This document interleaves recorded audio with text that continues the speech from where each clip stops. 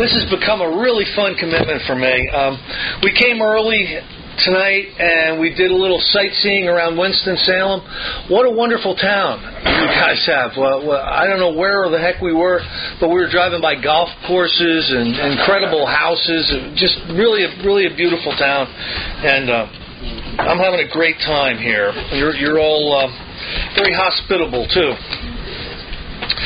We've been talking about some history. We've been talking about some background information, where the book Alcoholics Anonymous comes from, why it was written, but mainly we've been focusing in on step one. I'm hoping to move us through step one tonight and get on to step two next week.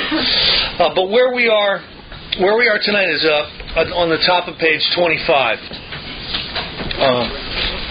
I love the book Alcoholics Anonymous, and I love it because it has clear-cut directions for a recovery plan. It explains alcoholism really, really well, and it makes clear at least 3 times anything that we really need to do. You know, they tell us at least 3 times in this book how important it is. One of the aspects of the alcoholic illness or addictive illness itself is an almost utter inability to have an accurate self-appraisal, to form an accurate self-appraisal. Like, okay, here's how much trouble I'm in. You know, that's usually not what happens. What we do is we minimize. And we think, you know, we got this, okay? Yeah, I know that I've been in the hospital 12 times and I've wrecked 35 cars and I'm on my 5th family, but you know, I got this. You know, I don't really need a lot of your help. I can figure this out. Well, you can't figure it out, and you do need a lot of help. And the book explains 15 different ways how much help you need and how much trouble you're really in. Now it's become fashionable in a lot of groups around the country to not pay much attention to this. You know, that's the stuff the old low bottoms, you know, had to deal with. That's the way the program was back when. You know, today we've got a fellowship sharing type of a program, and you know, and that's okay unless you're in real trouble with alcoholism. Yeah. Let me tell you, alcoholism was the same in 1939 that it is now. And spiritual recovery processes are the same now that they were in 1939. We don't need a new book. We don't need, you know, somebody to rewrite this thing. We really don't, because this worked so well. You know, Alcoholics Anonymous itself, one of the smartest things they ever decided was to not mess with the first 164 pages in this book. For the first 164 pages to be changed, it would take 75% group approval, you know, throughout the world or some crazy thing like that, and you'll never get 75% of anybody showing up anywhere. You know, so it's a given that this is not going to be changed. Hopefully. You know, you never know with New York, but hopefully. Anyway, I'm going to start. It says there is a solution. It's been talking about graphic detail. It's been talking about how alcoholism shows up, how it presents, okay? It's been showing in graphic detail, and it's going to continue to do that. But right here it talks about a solution. There is a solution. Almost none of us like the self-searching, the leveling of our pride, the confession of shortcomings, which the process requires for its successful consummation. So the self-searching, that really is kind of step 4. The leveling of pride and confession of shortcomings really is step 5. Step 4 and step 5 are required for recovery, okay? There are no musts in Alcoholics Anonymous, and to sit in a chair in AA, you don't have to do anything you don't want to do. But if you want to recover, the 4th and the 5th step are required. But we saw that it really worked in others, and we had come to believe in the hopelessness and futility of life as we had been living it. When, therefore, we were approached by those in whom the problem had been solved, there was nothing left for us but to pick up the simple kit of spiritual tools laid at our feet. When we see wholesale recovery, when we see multiple recoveries, when we see people who were just like us, and we see them recover, it has to get our attention. That's what got Bill's attention when Ebby came over and did that 12-step call on him. Bill saw the lights were on in Ebby's eyes. He hadn't seen the lights on in Ebby's eyes ever. So something is going on. There's a big-time shift in this individual. And when we come into AA, or we come into any of the 12-step fellowships, hopefully we see that in somebody. We see the recoveries. And, it's hard to say it doesn't work, or I shouldn't bother with this when you see so many recoveries. We found much of heaven, and we've been rocketed into a fourth dimension of existence of which we had not even dreamed. You want to stall out a discussion meeting sometime when they ask for a topic? Say, would everyone in here please share about their experience with the fourth dimension? And you'll quickly see the meeting that the topic will change to fear or something,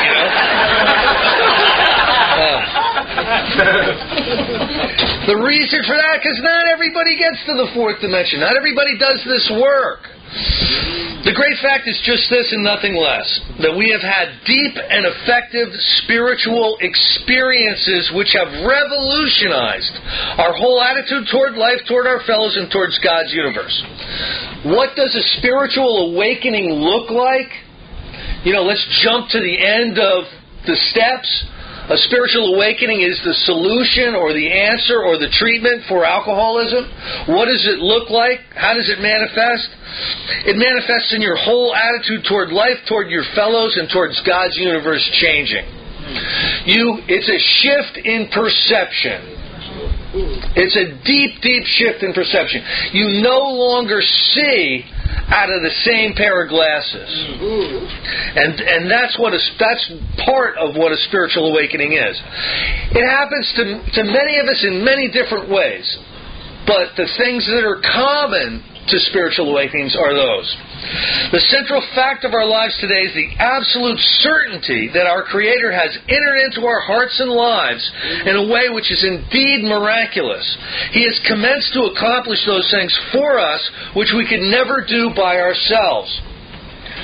This 12-step program is about accessing the direct power of God. That's what this 12-step program is about. This is not a self-help program. When you go into a bookstore and you see the book Alcoholics Anonymous in the self-help section, they got it in the wrong section, because this is not self-help. This is God help. This is accessing the direct power of God, because that's what these early members recognized and called that extra power that they got from doing this work was added to them so they could recover, so they could remain abstinent, so their problems would become solved. They'd be able to go back to work. They grew healthy. There's a million promises in this book. If you want to do an exercise sometime, go through this book and highlight every single statement of hope or every single promise. You'll find somewhere between 150 and 250 promises in this book. And they always materialize if we work for them. Now, the biggest promise I see is that if we do this work, what we do is we move enough of our self-will and our self-centeredness aside that God's power can come into our lives and heal us. The healing power comes from God. Think about this. A physician doesn't really heal. What a physician does is creates an environment where healing can take place. They'll set a bone, or they'll create an antiseptic type of environment, and then they got to stand back and they have to allow healing to happen. that's kind of what we're looking at in Alcoholics Anonymous. We have to create the spiritual environment for God to be able to do God's job. And that's what the steps, and that's what the meetings, and that's what the service ethic and all that is about. Creating that spiritual environment where the power of God can come in. Now, I don't know about anybody else, but I was real doubtful that there was an interventionary deity out there that was going to be helping me. I had gone through more problems, and I had shot myself in the foot more times, and I had looked stupid more times than you can imagine with my drinking. And I thought, if there is a God up there who's pulling strings, he's like a cosmic Alan Funt. You know what I mean? Because what he's doing is he's going, hey, let's watch Chris crash into the wall outside the police station on Quaaludes and ask the cops for directions, you know? St. Peter, won't that be a riot? You know, I mean, you know, because if there is a God, you know, he was really not helping me. But the fact of the matter is I see things in a much clearer way now. I wasn't helping. You know, God in His infinite love has given us free will, and we have an inalienable right to screw our lives up if we so choose. That's right. We do. You know, so what we need to do is, you know, sometimes we need to turn our self-will in at the door and become willing to follow spiritual principles. And when we do that, you know, we really can recover. And that's what these early AAs discovered. If you are as seriously alcoholic as we were, we believe there is no middle-of-the-road solution. We were in a position where life was becoming impossible. And if we had passed into the region from which there is no return through human aid, we had but two alternatives. One was to go on to the bitter end, blotting out the consciousness of our intolerable situation as best we could. The other was to accept spiritual help. Okay? Door number A. Try to blot out the consciousness of your intolerable situation while you go all the way down the scale to an alcoholic death. Door number B. Accept spiritual help. Let's talk a little bit about that intolerable situation. You know? What does that look like? Yeah.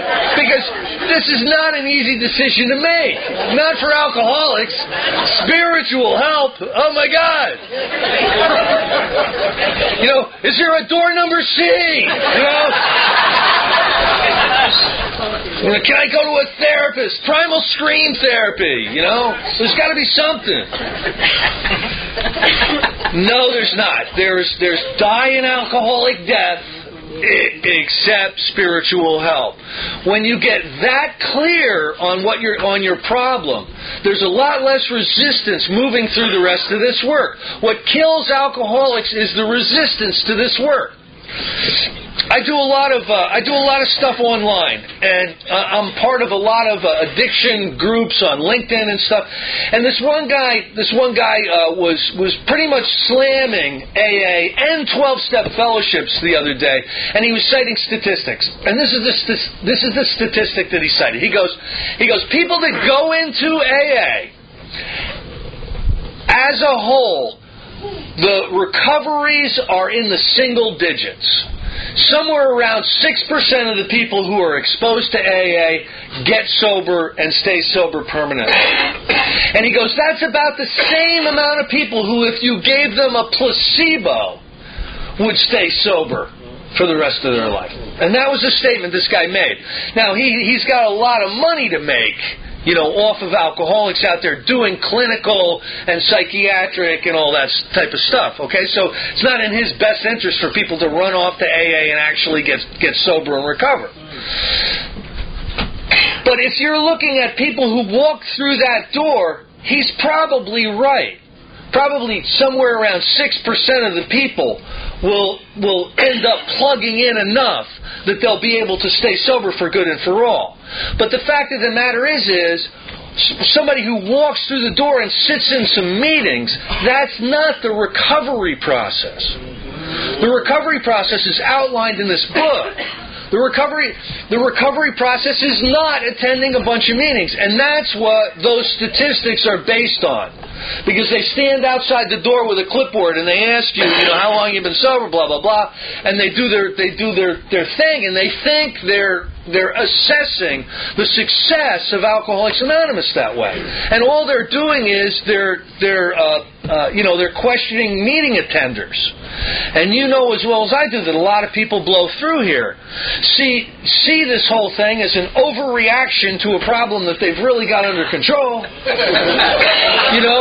Or else they get it, they have an issue with it. Everybody in there just complains, I can't, or they come in and they just don't understand why it would help them.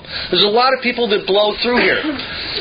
Rarely have we seen a person fail who thoroughly follows the recovery process, and that is still true. Every once in a while, someone shows the absence of intelligence enough to ask me to sponsor them. Okay, and what that means is you're coming over to my house and you're going through the steps. Well, should I call you every night? No. Do I have to go to 90 and 90? No. What you have to do is you have to come over to my house and you have to go through the steps. And the people that make it, every single one of them who got through step 9 that I've ever worked with is still in Alcoholics Anonymous or another 12-step fellowship, and they're working with other people, they're still sober, and their lives are incredibly, over the top. Their quality of life is over the top. Every single one. Now, I've seen 1 million people come in and hang out in the meetings, and share. Okay? So here's what happened to me today. Thank you for letting me share.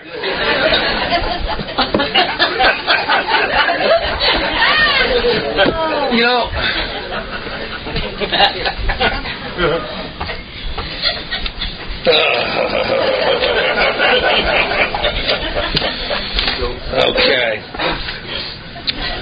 I'm going to go over to page 28. The distinguished American psychologist William James, in his book Varieties of Religious Experience, indicates a multitude of ways in which men have discovered God. We have no desire to convince anyone that there is only one way by which faith can be acquired. If what we have learned and felt and seen means anything at all, it means that all of us, whatever our race, creed, or color, are the children of a living Creator with whom we may form a relationship upon simple and understandable terms as soon as we are willing and honest enough to try. That really is an important statement. I know many, many people in Alcoholics Anonymous who are religious, as well as Alcoholics Anonymous members, and they do great. And then I know a lot of people who are non-religious, however, they're very, very spiritual. They're about the business of helping God's world out. They're really out there on the firing lines. And they do great.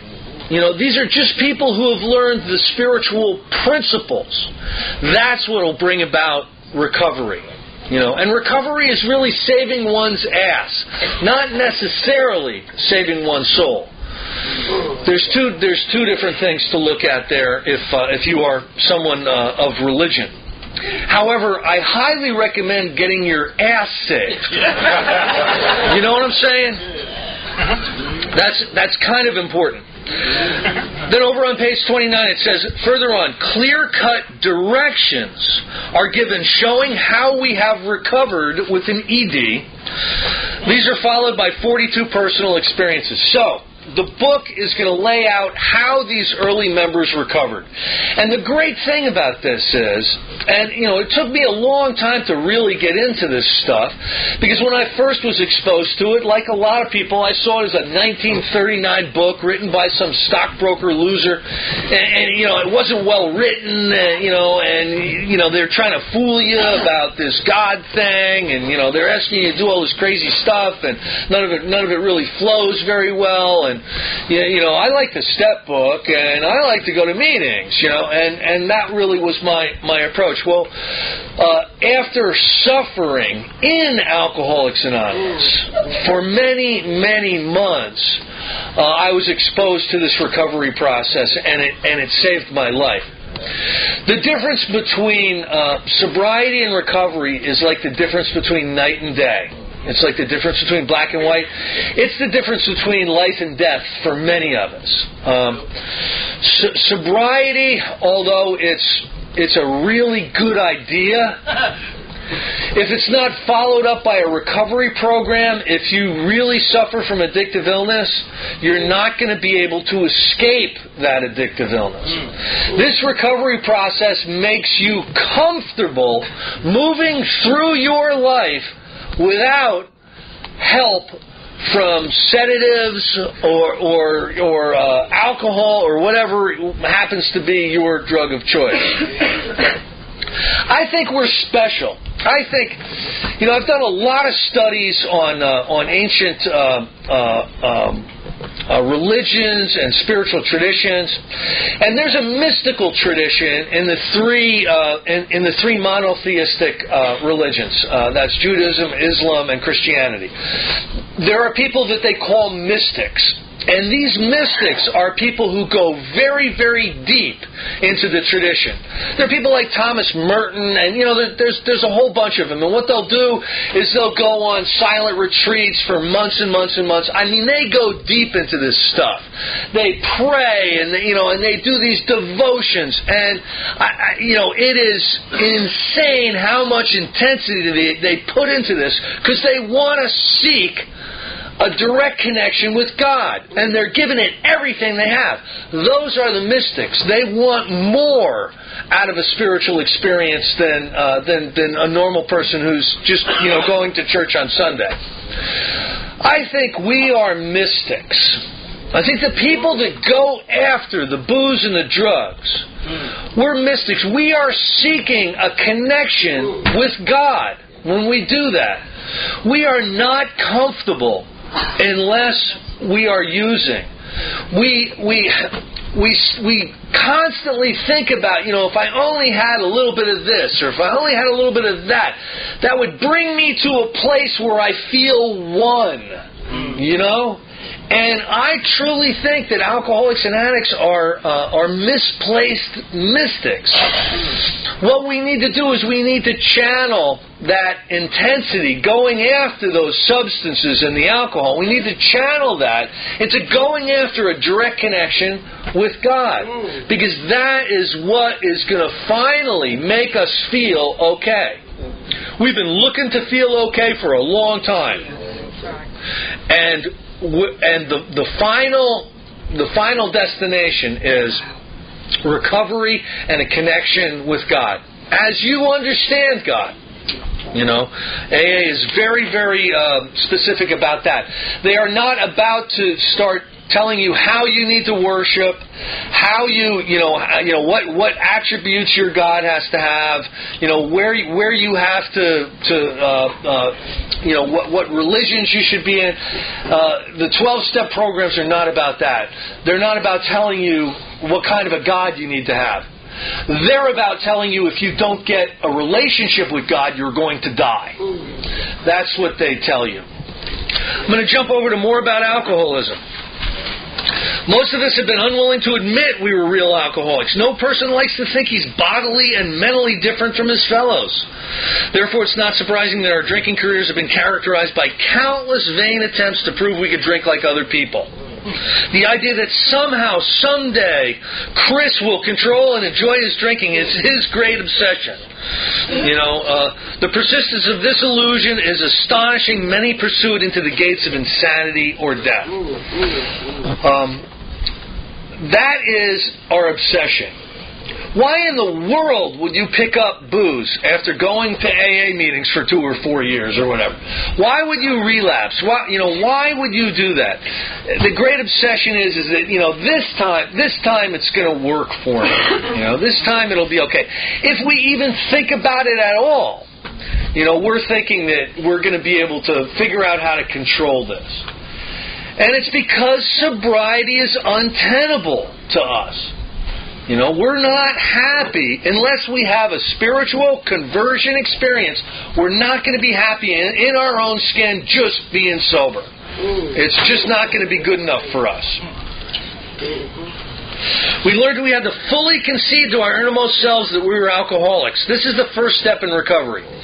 So the steps are up on the wall. You know how you have the long form and the short form of the traditions? Well, the short form of the steps is up on the wall. To figure out what they really mean, you got to go into the book. So admitting you're an alcoholic, that's not really step one. Step one is fully conceding to your innermost self that you're an alcoholic. And they've explained and are explaining what an alcoholic is. The delusion that we are like other people or presently may be has to be smashed. We alcoholics are men and women who have lost the ability to control our drinking. We know that no real alcoholic ever recovers control. All of us felt at times we were regaining control, but such intervals, usually brief, were inevitably followed by still less control, which led in time to pitiful and incomprehensible demoralization. Anybody ever felt pitiful and incomprehensible demoralization? You ever come to, like Monday morning with the DUI summons in your back pocket or something, or you're out in the doghouse, I used to do the craziest things. I was constantly pitifully and incomprehensibly demoralized. I was an electrician during the 80s. I don't know how that happened. One day I woke up, and I was an electrician, and it was a really, really bad trade to be in. When you shook every morning, because I was constantly blowing things up, and I was constantly sick. Now this once I was working with this guy who really thought I was lame.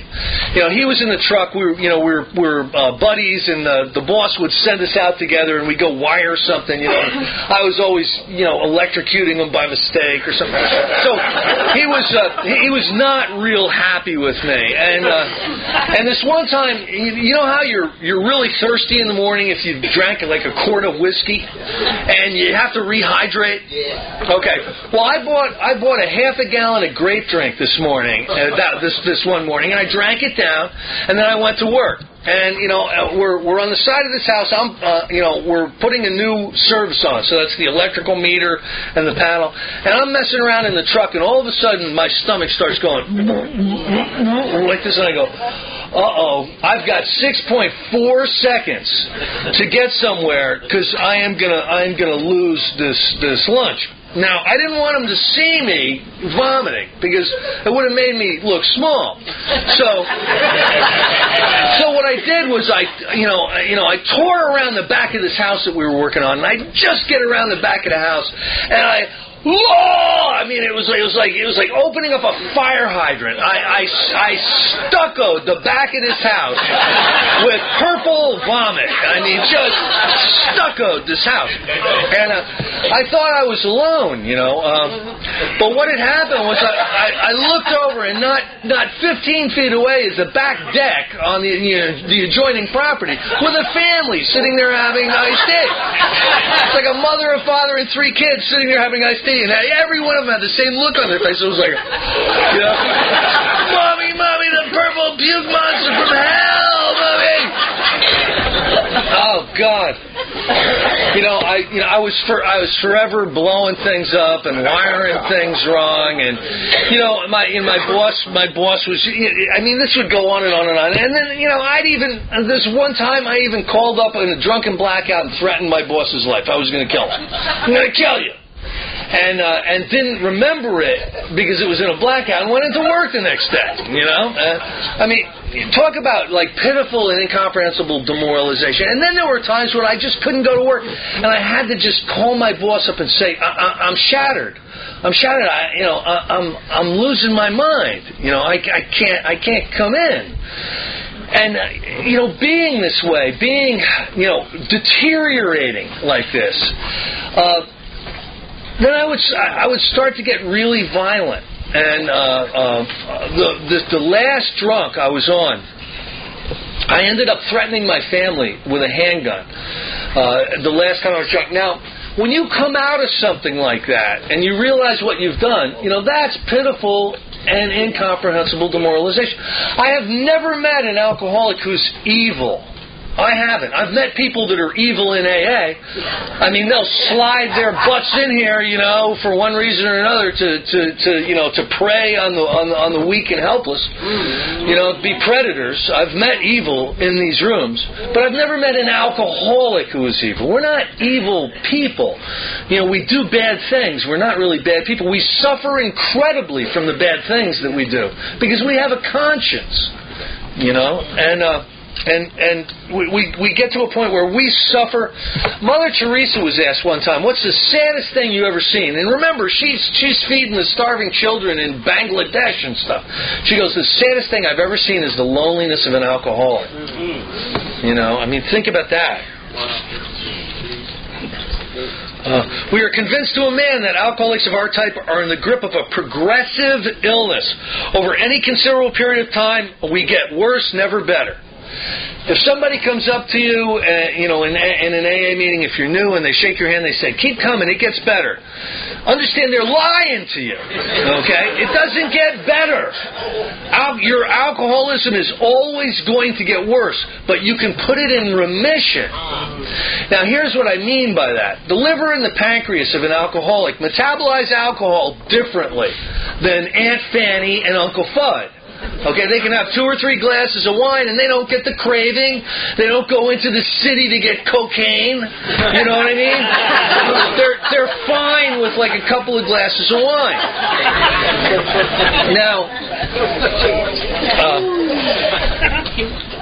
Now, what happens with us is it's a completely different experience. We get the phenomenon of craving, and we're off to the races, and we have very little control over that. Now, the liver and the pancreas are really the cause of that. What happens is it breaks down alcohol differently, and it throws this stuff back into the bloodstream that creates an actual craving, a physiological craving. And the more alcohol you have, the more the craving. And this is never going to get better. So I knew a guy, he was doing a lot of talks all over the country, and man, this guy was on the money. Even to this day, I love listening to him. But he got to the point where he was 20 years sober, and he read some statistics that every 7 years or so, or every 14 years, every single cell in your body regenerates. So you're an entirely new person every 14 years because every cell dies off and every cell is reborn. So he came to the conclusion that he can't possibly be alcoholic anymore because he's a completely different person. Every cell in his body is different. And he went off and he tried some controlled drinking, which he's not come back from yet.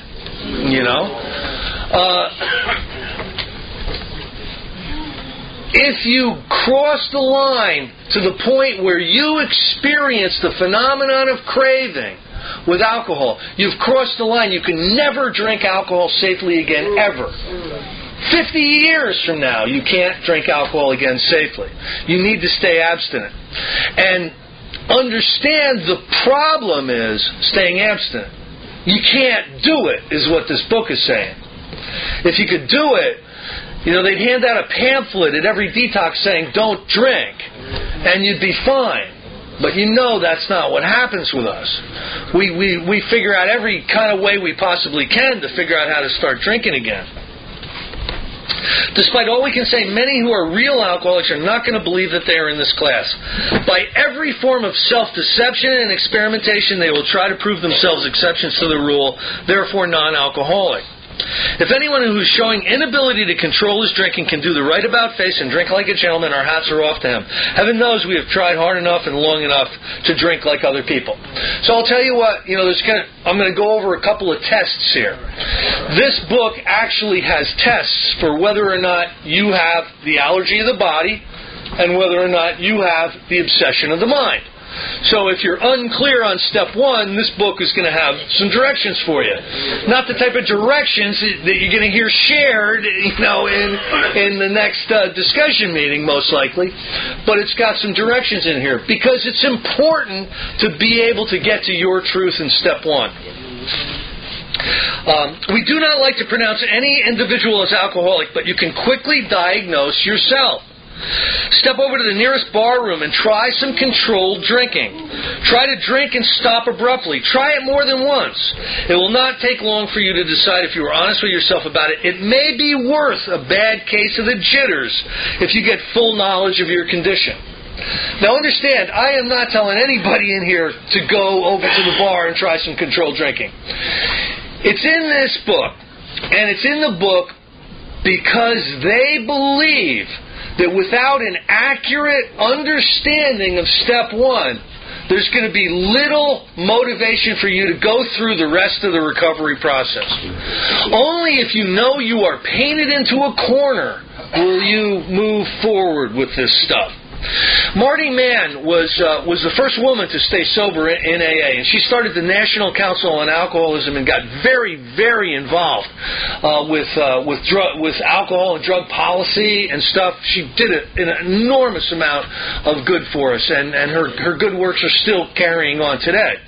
But one of the things was the Marty Mann test, and the Marty Mann test was this: take 2 ounces of alcohol, okay, every single day for 6 months. Now that would be like 2 tumblers of bourbon, or 2 tumblers of whiskey, or two beers, or 2 big glasses of wine every single day for 6 months. You know, exactly 2. You can't save them up, you know. And just 2. Now, what'll happen is, if you're alcoholic, 9 times out of 10, what'll happen is you'll think to yourself, this is kind of a stupid test, you know. I made it 2 days already. You know, what's with the 6 months? You know, I've proved I'm not an alcoholic, so I think I'll celebrate that, you know. And I mean, you know, all of a sudden you'll be drinking like a fish, and you'll outsmart the test. So if there's any reason why you don't do it exactly the way it's explained, you know, you've blown the test, and you're probably alcoholic. Now, rarely will I use this on somebody. Only if someone is so clueless about their own drinking. A lot of times somebody will be shot to me because, you know, they had a DUI, or their parents caught them toking a joint or something, you know, and they'll end up, and you know, we just don't know if they're an alcoholic or they're powerless over drugs at that point in time. And you know, sometimes I'll point them to this, but rarely. Most of the time, you can find, from digging into someone's experience, you can come up with example after example after example of the decisions they made that they didn't follow through with where it concerns alcohol. All right, how many times did you stop off from work? You're just going to have 2 with the boys. You know you need to be home for dinner with the wife. You stop and you're going to have 2 for the boy, and you close the place down, and you wake up in Weehawken with 1 shoe. All right? And you think, I just kind of changed my mind, and I decided to blow my whole paycheck, close the bar down, wake up in Weehawken with 1 shoe. No, you weren't even there for that decision. What happened was you started drinking and you lost all control. You didn't have any control. You know, Weehawken, here you came, and you were being driven by that physiological craving for more alcohol. Now they talk about a man of 30. This is the example they use for people who think that because they've been sober 20 years, they can start drinking again. It's a great example of why you can't do that. I explained the reason your liver and your pancreas are never going to heal to the point where you will not experience that physical craving. And there's been no drugs that I'm aware of that'll stop that craving either. Over on page 34, as we look back, we feel we had gone on drinking many years beyond the point where we could quit on our own willpower. If anyone questions whether he has entered this dangerous area, this is the test for the obsession of the mind. If you think you can keep you sober and you don't really need this AA, you don't need this 12 steps, I don't need a sponsor telling me what to do, you. I'm not going to make coffee for anybody. I don't drink coffee. If you have that type of belligerent attitude and you think you got this, I got this. I read the pamphlets. Okay, I got this. Is AA for you? I got it. Here's the test. Let him try leaving liquor alone for 1 year. Just stop drinking. Don't go to meetings. Don't call your sponsor. Don't read, alcoholism books. Just quit drinking. Okay, if you got a drinking problem, stop drinking. Problem over, okay? Stop drinking. Now, very few alcoholics are going to make it a year, because what will happen again? You'll say to yourself, man, a year? I've already made it a week and a half. That proves, what's the additional 11 and a half months going to prove? I got this. I'm on, going to the bar. That's what will happen. If you're alcoholic, you'll mysteriously change your mind. And your ego will want to take ownership of that, like you really had any say at all, being powerless. So that's the test. That's the test on whether you have the obsession of the mind. Now there's many people here tonight who if they thought about having 2 beers every single day for 6 months, no more, no less, you can't save them up. That would horrify them. Because I never wanted 2 beers. You want a beer? Not if all you have is 2 beers. I don't. Are you crazy? Now, if you got 2 cases, we can talk. Now, so these are the tests. These are the tests to see if we're an alcoholic. If we can't use our own experience, 99 out of 100 of us can use our own experience. How many times did I say I was not going to drink anymore? I'm never going to drink again, ever. I mean it. And I will celebrate that decision to not drink with a bottle of whiskey. If he's a real alcoholic and very far advanced, there's scant chance of success. In the early days of our drinking, we occasionally remain sober for a year or more, becoming serious drinkers again later. Though you may be able to stop for a considerable period of time, you may yet be a potential alcoholic. Now, here's where it starts to talk about, what we need to start looking at. It says, for those who are unable to drink moderately, the question is how to stop altogether.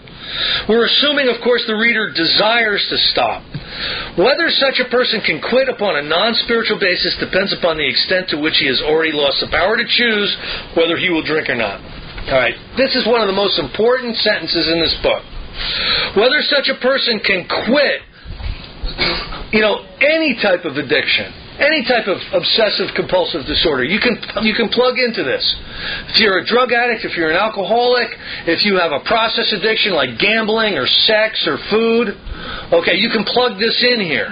It says, whether such a person can quit upon a non-spiritual basis depends upon the extent to which he has already lost the power to choose whether he will drink or not.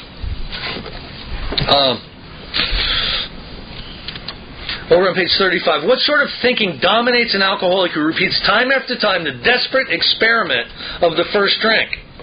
Friends who have reasons with him after a spree have brought him to the point of divorce or bankruptcy are mystified when he walks directly into his saloon. Why does he? What is he thinking? Then they give the example of Jim. Jim is a really, really great example. Down at the bottom, he's agreed. He's met up with the AA boys, and he sees them as like an overreaction to a problem that he really has some control over, okay? He agreed he was a real alcoholic and in a serious condition. He knew he faced another trip to the asylum if he kept on. Moreover, he would lose his family, for which he had a deep affection, yet he got drunk again. We asked him to tell us exactly how it happened. And it goes down here. Now, when they use the squiggly font in this book, I have to assume that they really want us to pay attention to it. This is him explaining taking that first drink, because that's the insanity. We are insane to take that first drink. So here's what he says. Suddenly, the thought crossed my mind that if I were to put an ounce of whiskey in my milk, it couldn't hurt me on a full stomach. the asylum, okay? He was going to lose his family. He was going to lose his job, his home, everything. He had every reason in the world not to drink. He knew what the consequences were going to be. But suddenly the thought crossed his mind that he could put some whiskey in some milk. Okay? I ordered a whiskey and poured it into the milk. I vaguely sensed I was not being too smart, but felt reassured as I was taking the whiskey on a full stomach. Now, here's the thing. Here's the thing. This is a beautiful snapshot of powerlessness. All right? If suddenly hits you, do you got time to call your sponsor?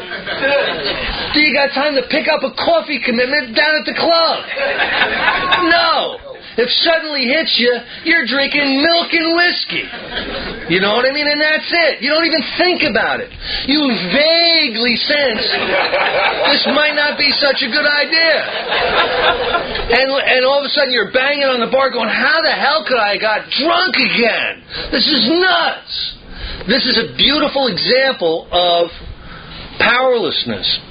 This happened to me. I signed myself into a 28-day treatment. I went off to Happy Hills.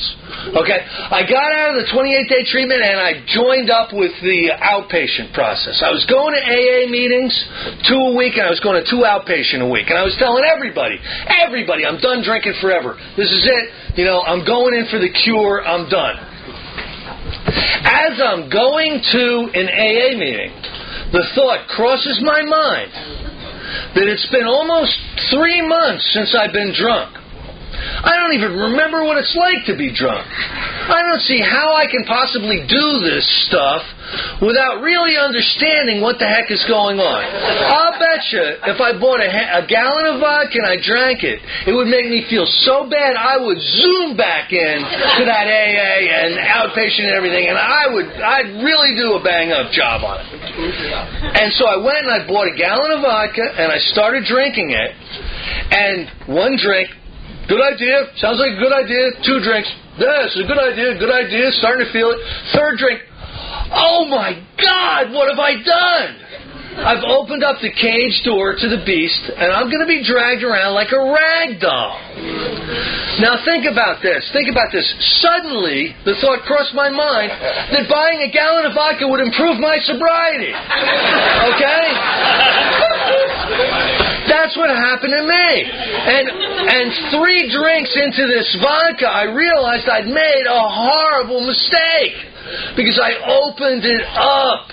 I'm back in now. And I'm physically back addicted, physically back with the craving. And it was 7 months before I could get sober again.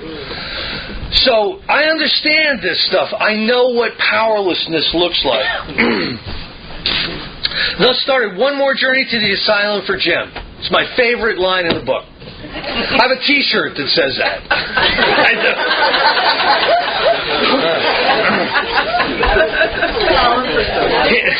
Here was a threat of commitment, the loss of family and position, to say nothing of the intense mental and physical suffering which drinking always caused him.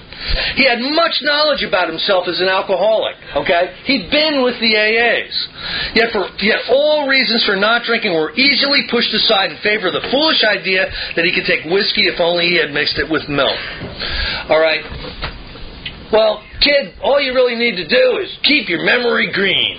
I don't think so. I don't think so. I think suddenly you'll go right over that green. It'll go right through that green light. You know what I mean? Whatever the precise definition of the word may be, we call this plain insanity. How can such a lack of proportion of the ability to think straight be called anything else? And then they say, you may think this is an extreme case. To us, it is not far-fetched. For this kind of thinking has been characteristic of every single one of us. Every single one of us has approached alcohol in an insane state of mind. Like, this will be great. I'm on the way to DUI court. You know, I'll stop off at the bar on the way to DUI court. I mean, I did that. You know. Well, we've sometimes reflected more than Jim did upon the consequences, but there was always the curious mental phenomenon that parallel with our sound reasoning, there inevitably ran some insanely trivial excuse for taking the first drink. Our sound reasoning failed to hold us in check. The insane idea won out. Next day we'd ask ourselves in all earnestness and sincerity, how could it have happened? Now, there's a lot of brain chemistry work that's being done, brain science work that's being done that's explaining this. This is beautiful. This is near clinical in its explanation of the obsession of the mind.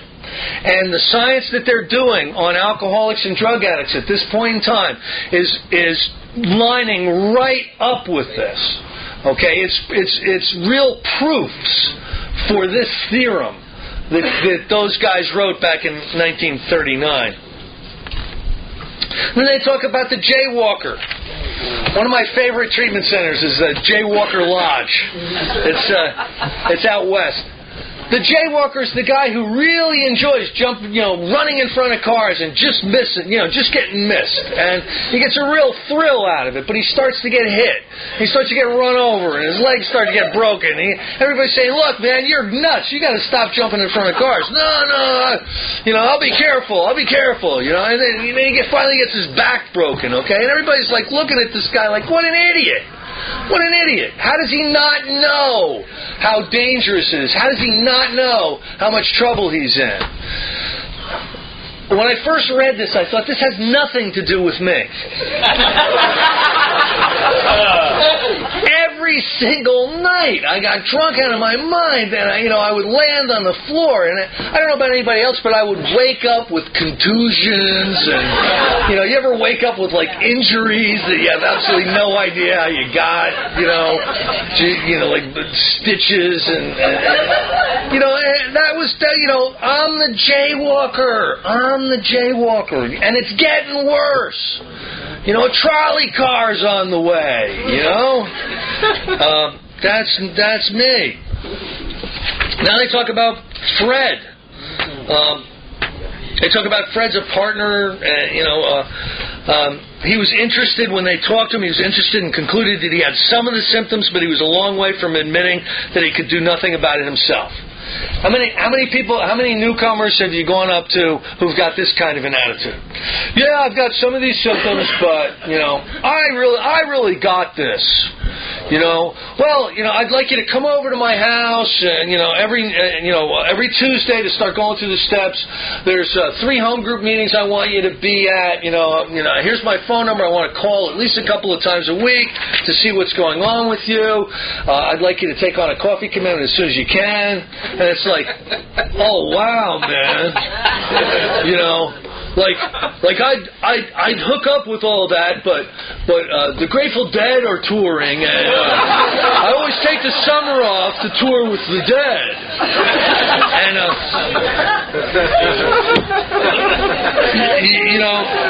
they're a long way from admitting that they can do nothing about it themselves. They don't get it. Fred's example, Fred's explanation of drinking again is this. I went to my hotel and leisurely dressed for dinner. As I crossed the threshold of the dining room, the thought came to mind that it would be nice to have a couple of cocktails with dinner. That was all, nothing more. I ordered a cocktail in my meal. This is another guy that's been in the asylum. He's just going to have a little cocktail, a little drinky poo, and then back to the asylum. This really is. And not only had I been off guard, I had made no fight whatever against the first drink. This time I had not thought of the consequences at all. I'm going to read the last paragraph in the chapter more about alcoholism. Once more, the alcoholic at certain times has no effective mental defense against the first drink. Except in a few rare cases, neither he nor any other human being can provide such a defense. His defense must come from a higher power. And that's absolutely true. Mental defense against the first drink is problematic. Now, I want to close tonight with one of my favorite stories. This story comes from a friend of mine who's no longer with us, Scott Redmond from Sherman Oaks, California, and this is my favorite story that he told. This happened to somebody in his home group. newcomer, and he's new about like 3 months or something, and he's just kind of like moping around, and his sponsor goes up to him and says, what's the matter with you? And he goes, I'm bored. And his sponsor goes, you know why you're bored? And he goes, no. The sponsor goes, 'cause you're boring. And he goes like, whoa, like, wow, what a great answer. And he thought to himself, I can't wait to use that on somebody. Now 8 years it takes for this to happen. But he's standing at the coffee pot, and a good-looking newcomer woman comes up, and she's pouring coffee, and she lets out a big sigh, like, and he's thinking, all right. He goes, anything wrong? And she goes, yeah, I'm bored. And the light bulb goes up, and he goes, you know why you're bored? And she looks at him, and she goes, yeah, 'cause I'm with you.